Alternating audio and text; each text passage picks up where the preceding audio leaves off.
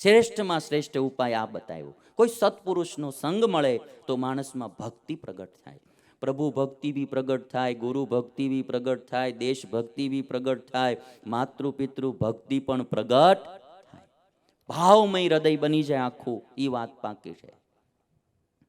અને પછી નારદજી અમુક બાબતોની ધ્યાન આપવાનું કહે છે. જેણે ભક્તિ કરવી હોય, દુસ્સંગ સર્વથૈવ ત્યાજ્ય, મોળા માણાનો સંગ છોડી દેવો. દુસ્સંગ સર્વથા એવ ત્યાજ્ય. જેણે ભક્તિ કરવી હોય એણે મોળા માણાનો સંગ ન કરવો. બહુ પાપી હોય, બહુ એવા વ્યસનીઓ, ડ્રગ્સ ને આ શરાબ ને આમાં એ તમારું જીવન આખું બરબાદ કરી નાખશે. એવાના સંગમાં ક્યાંય પડવું નહીં. આજે ખોટા માર્ગે જતા હોય, ભોગના માર્ગે જતા હોય, વિષયોના માર્ગે જતા હોય, આપણી વૃત્તિ ડાયવર્ટ કરી નાખે, એવાનો સંગ ન કરવો. દુસ્સંગ સર્વથા એવ, બધી જ પ્રકારે દુસ્સંગ છોડવો. એની હારે મિત્રતા જ ન કરવી. એવા મોળા માણાના પાર્ટનર ન થવું. નો રૂપિયા આવ્યા તો મુવા, પણ એવાના પાર્ટનર થયા જો એની ખોટી લત્યું તમારામાં આવી ગઈ, એ રૂપિયા તો તમને કામ કરતા કરશે પણ જિંદગી બગાડી નાખશે. મોળા માણાનો સંગ ન કરાય, એવાની અરે પાર્ટનર પણ ન થવાય.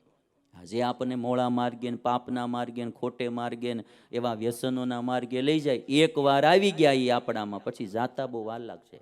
એટલે કે દુસ્સંગ સર્વથા એવ ત્યાજ્ય.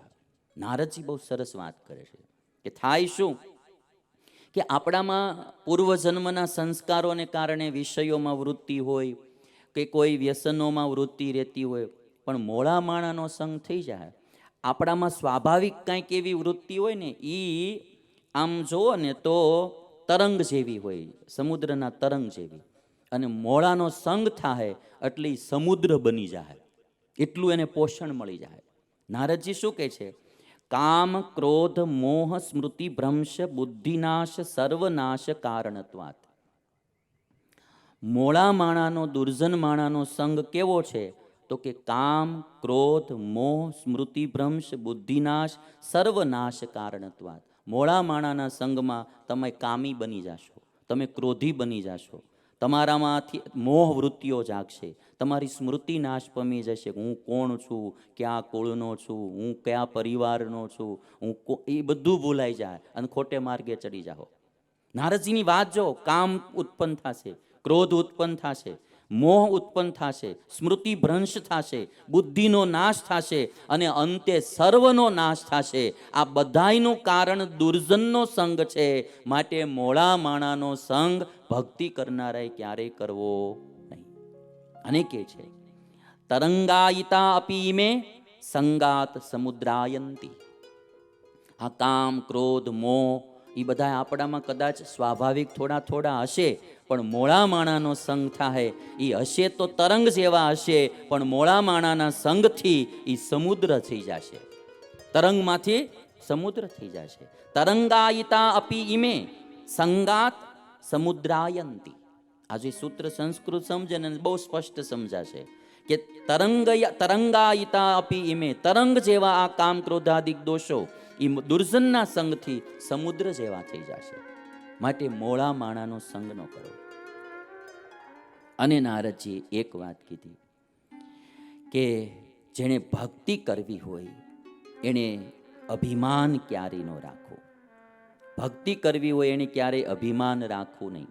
નારદજી બહુ સરસ વાત કરે, અભિમાન દંભાદિકમ ત્યાજ્યમ.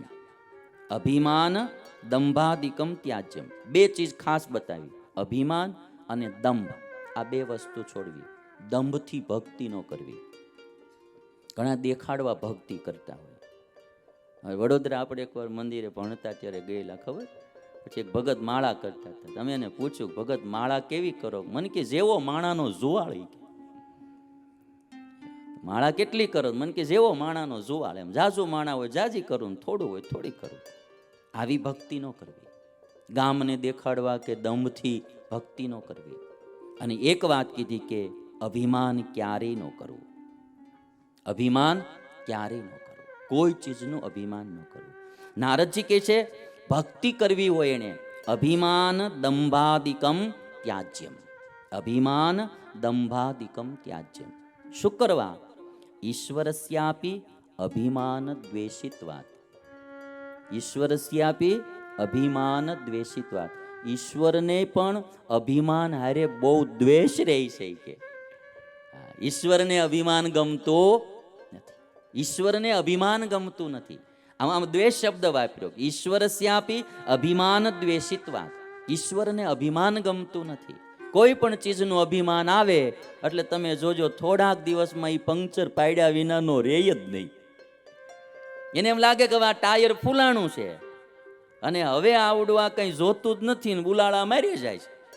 હવા થોડીક વધારે ભરાઈ જાય ને તો ઉલાળા બહુ આવે, રોદા બહુ આવે. તમે જેને ગાડી હાંકી હોય ને બધાને ખબર હોય, હવા વધારે ભરાઈ જાય ને એટલે પછી આમ રોદા બહુ આવે. પછી એમ ઈશ્વરને ખબર પડી જાય કે આવડો આ ગાડી ઉલાળ્યા જાય છે હવે, એટલે પંક્ચર પાડ્યા વિના રહે જ નહીં. અને એ પંક્ચર પડે ને એટલે મળી એક હારે હવા વહી જાય ને ગાડી હાલતી હાવ બંધ થઈ જાય. પછી એમ થાય કે માળું આટલી બધી ન ભરી, ફટાક્યો થઈ જાય. પછી એમ થાય કે આટલી બધી ન ભરી હોત તો સારું હતું, પણ હવે શું થયું, હવે ભૂલ થઈ ગઈ.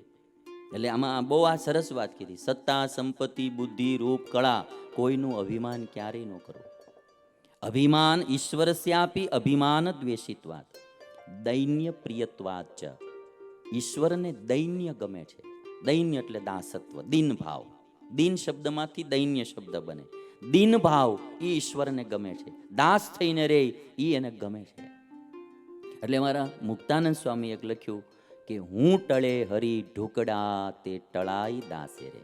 આ બધા સૂત્રનો સાર સ્વામી એક પંક્તિમાં કીધો. જો આ સૂત્ર તમે જુઓ ને, અભિમાન ઈશ્વરને ગમતું નથી. સ્વામી શું કે, હું ટળે હરી ઢોકડા. હું ભાવ ટળી જાય, અભિમાન ટળી જાય, અહમ ભાવ ટળી જાય તો હરી ઢોકડા ભગવાન એને નજીક છે. અને તે ટળાય દાસે રે. દાસ થાય તો એ હું ભાવ ટળી જાય. અહીંયા નારદજી બી જ કહે છે, ઈશ્વરસ્યાપી અભિમાન દ્વેષિત્વાત દૈન્ય પ્રિયત્વાત છે. ઈશ્વરને અભિમાન ગમતું નથી અને દાસત્વ પણ એને બહુ પ્રિય છે. એટલે આપણે સ્વામિનારાયણ સંપ્રદાયમાં એક દાસના દાસ થઈને રહેવું, આવો એક આપણો વિચાર આવ્યો. હમણાં હું થોડી સ્નેહ ગીતા બાકી છે સંભળાવીશ. એમાં ઉદ્ધવજી જે કહે ત્યારે આ ભાવ તમે જોજો. અને પછી નારદજી કહે છે કે માયાને કોણ તરે, કસ તરતી માયામ. આવું સૂત્ર એક આવ્યું, કસ તરતી માયામ. માયાને કોણ તરે. અને ત્યારે નારદજી કહે છે યહ સંગાન ત્યજતી. જે આ ભૌતિક વિષયોમાં આસક્તિ છોડે, યો મહાનુભાવમ સેવતે. કોઈ સત્પુરુષની સેવા કરે અને નિર્મમો ભવતી, બધાથી વિરક્ત બને, એ માયાને તરે. યો વિવિક્ત સ્થાનમ સેવતે. જે એકાંતમાં ઈશ્વર આરાધનામાં લાગે, બહુ બાહ્ય નો રેમાં, ક્યારેક દિવસમાં 5-10 મિનિટ, અડધી કલાક એકાંતમાં આત્મચિંતન અને પરમાત્મા ચિંતન માટે પણ ટાઈમ કાઢવો. નકરું ભૌતિક નહીં, સરવાળો 0 છે એટલે એમાં બહુ ન પડવું.